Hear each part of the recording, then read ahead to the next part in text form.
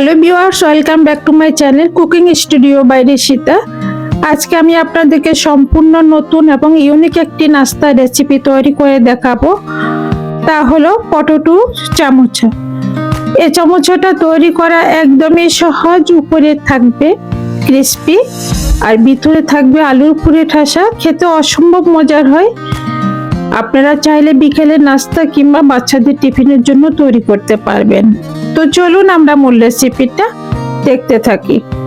নাস্তাটি তৈরি করার জন্য প্রথমে মিক্সি বোলের মধ্যে নিয়ে নিব 2 কাপ পরিমাণ আটা। আটার পরিবর্তে আপনারা ময়দা দিয়েও করতে পারবেন। আমি প্যাকেটের আটা দিয়ে তৈরি করব।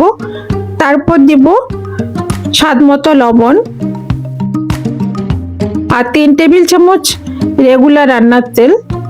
এটা সয়াবিন তেল। আমরা যে তেল দিয়ে সবসময় রান্না করি সে তেলে আমি এখানে ইউজ করছি।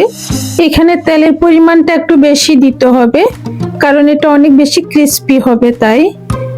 তারপর আটার সাথে লবণ আর তেল খুব ভালোভাবে মিশিয়ে ময়ান দিয়ে দিতে হবে। একটু সময় ধরে ময়ানটা দিতে হবে। যখন আটাটা হাতে মুঠো করলে এক মুঠো হয়ে যাচ্ছে, আবার হাতে ধরলে সাথে সাথে ভেঙে যাচ্ছে, তাহলে বুঝতে হবে ময়ানটা পারফেক্ট হয়েছে। তারপর নরমাল জল অল্প অল্প করে দিয়ে ডোটা তৈরি করে নিতে হবে। একবারে জল দিবেন না, একবারে জল দিলে ডোটা নরম হয়ে যেতে পারে। এই ডোটা খুব বেশি সফট করা যাবে না, একটু টাইট করে বানাতে হবে। তাই অল্প অল্প করে জল দিয়ে যদি মাখান তাহলে ডোটাও পারফেক্ট হবে।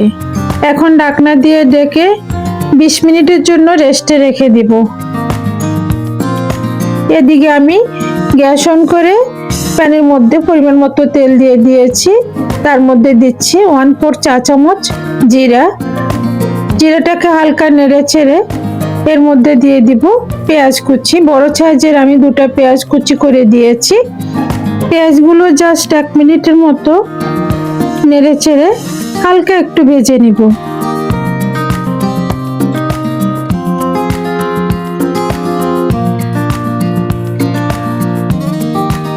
তারপর এখানে আমি এরকম মিডিয়াম সাইজের 3টা আলু সেদ্ধ করে ম্যাশ করে নিয়েছি।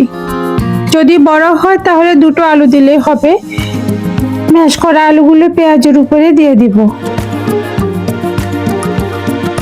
এবার সব মশলাগুলো দিয়ে দিব। প্রথমে দিব কাঁচা মরিচ কুচি, 1/4 চা চামচ রসুন গুঁড়ো, আদা গুঁড়ো 1/4 চা চামচ, জিরা গুঁড়ো, ধনিয়া গুঁড়ো, হলুদ গুঁড়ো। আমি সবকিছু 1/4 চা চামচ করে দিচ্ছি। পরিমাণ মতো লবণ। আর এখানে আলুগুলো আমি একবারে ম্যাশ করে নিই। কিছুটা আস্ত আছে, কিছুটা ম্যাশ করে দিয়েছি। দেখে নিশ্চয়ই বুঝতে পারছেন যে কেমন করে ম্যাশ করেছি। এরকম করে করবেন, তাহলে চামচাগুলো খেতে কিন্তু খুব ভালো লাগবে। বেশি ম্যাশ করলে আবার খেতে ভালো লাগবে না। তা একটু আস্ত রাখতে হবে, কিছুটা ম্যাশ করে নিতে হবে, এরকমটা রাখতে হবে। তারপর দিয়ে দিব ধনেপাতা কুচি, দিয়ে নেড়ে ছেড়ে নামিয়ে দিব। আমি গ্যাসটা অফ করে দিয়েছি। ধনেপাতার যে সুন্দর একটা ফ্লেভার আছে সেটা যেন থাকে, তা আমি গ্যাসটা অফ করে দিয়েছি।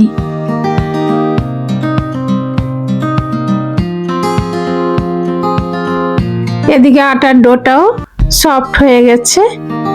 তারপর আরো কিছুক্ষণ মধ্যে সমান 3 ভাগে ভাগ করে লেচি কেটে গোল শেপ করে তার উপরে আটা ছড়িয়ে বড় একটা রুটি বানিয়ে নিব।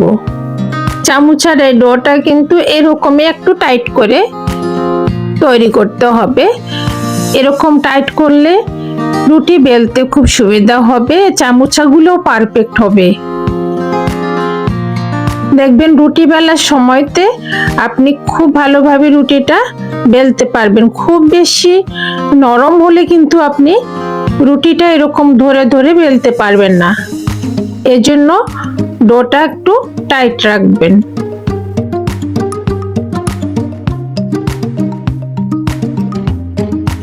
রুটিটা বড় হবে, বেশি মোটা হবে না।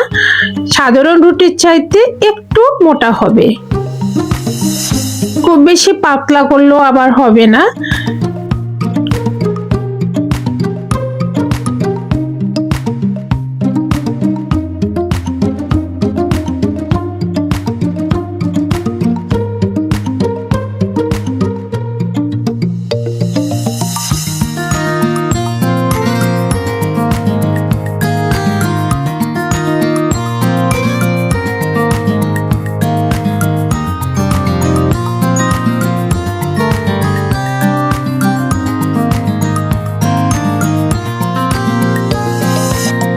এরকম পুরুত্ব হবে, খুব বেশি মোটাও না খুব বেশি পাতলাও না। তারপরে রুটিটাকে একবারে গোল করার জন্য এরকম একটা গোলাকার প্লেট রুটির উপরে বসিয়ে একটা নাইফ দিয়ে রুটির চারদিকটা সমান করে কেটে নিতে হবে।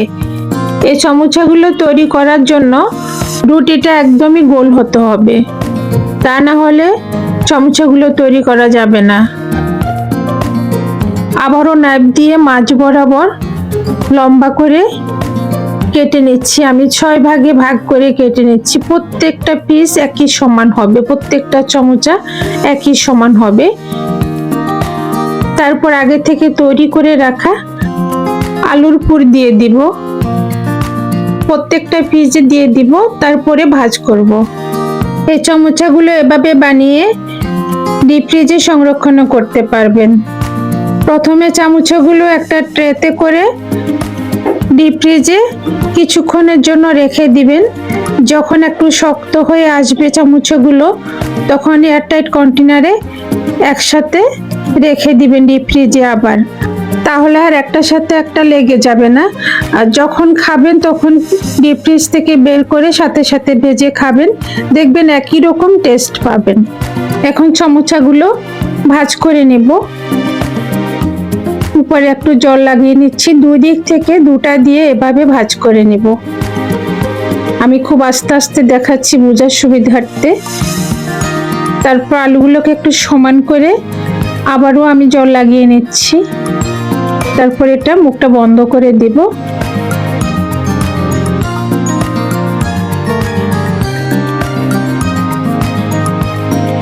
এরপর নাইফ দিয়ে একটা ডিজাইন করে নিচ্ছি।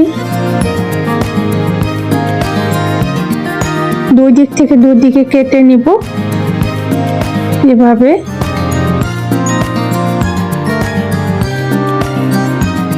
তারপর আবারও জল লাগিয়ে নিচ্ছি চারদিকে।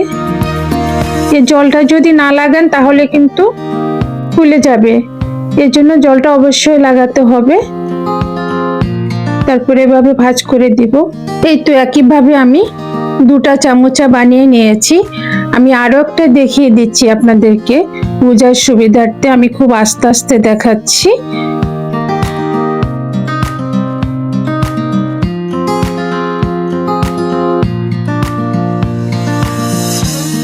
প্রথমে এভাবে দু ভাঁজ করে একটার উপরে জল লাগিয়ে নিব, তার উপর আরেকটা ভাঁজ দিয়ে দিব। এটা বন্ধ করে দিবে এভাবে হাত দিয়ে চেপে চেপে, যেন আলুর পুরটা বেরিয়ে না আসে।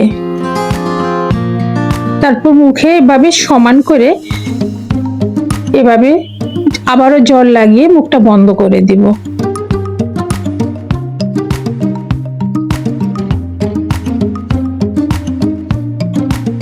তারপর নাইফ দিয়ে এভাবে লম্বা লম্বি করে কেটে ডিজাইনটা করে নেব।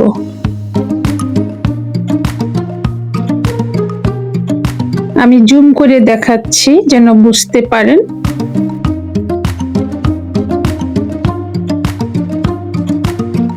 তারপর আবার জল লাগিয়ে নিব চারদিকে।